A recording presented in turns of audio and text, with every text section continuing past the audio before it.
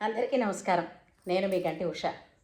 నా మిత్రులకి, శ్రేయోభిలాషులకి, సబ్స్క్రైబర్స్కి అందరికీ కూడా శ్యామల నవరాత్రుల శుభాకాంక్షలు. సరే, ఈరోజు నుంచి అనుకున్నాం కదా, కాళిదాస విరచిత శ్యామల దండకాన్ని మనం ఒక్కొక్క శ్లోకం కింద చెప్పుకుని నేర్చుకుందాం. అందులో ఈ నవరాత్రులలో నేర్చుకోవడం కూడా చాలా మంచిది, మంచి జ్ఞానాన్ని ఇస్తుంది అని చెప్పి వాక్పటిమని ఇస్తుంది అని తెలుసుకున్నాం కదా. అందులో ఒక మొదటిది శ్లోకాన్ని చెప్పుకుందాం. మాణిక్య వీణాం ఉపలాలయంతీం మదాలసాం మంజుల వాగ్విలాసాం మాహేంద్ర నీలద్యుతి కోమలాంగీం మాతంగ కన్యాం మనసా స్మరామి. ఇది మొట్టమొదటి శ్లోకం శ్యామలా దండకంలో.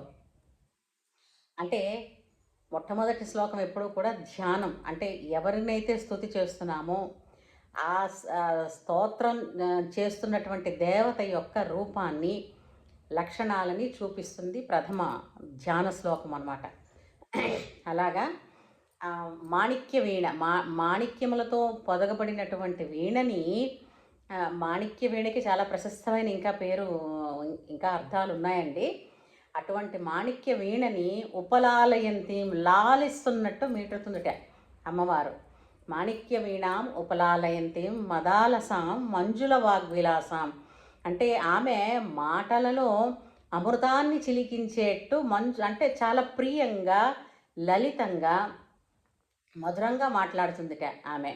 మహేంద్ర నీలద్యుతి కోమలాంగీ, ఆవిడ చూసారా, ఇంద్రనీల మణికాంతులు తళుక్కుమని మెరిస్తే ఎలా ఉంటుందో అటువంటి దేహ కాంతితో ఉండేటటువంటి కోమలాంగి, అతి సున్నితమైనటువంటి శరీరము కలది.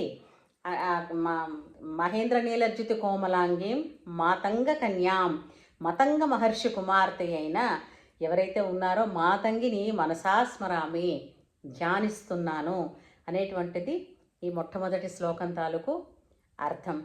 మళ్ళీ మరొక్కసారి చెప్పుకుందామా. మాణిక్య వీణాం ఉపలాలయంతీం మదాలసాం మంజుల వాగ్విలాసాం మహేంద్ర నీలద్యుతి కోమలాంగీం మాతంగ కన్యాం మనసా స్మరామి. ఇది 4 సార్లు వింటే ఎవరికైనా వచ్చేస్తుందండి. ఏ స్తోత్రాన్నైనా దేన్నైనా అర్థం తెలిసి మనం మళ్ళీ చదువుకోవడంలో మరింత బాగా మనకి హృదయానికి హత్తుకుంటుంది. ఇది ప్రథమ శ్లోకం. సరేనా? ఉంటాను.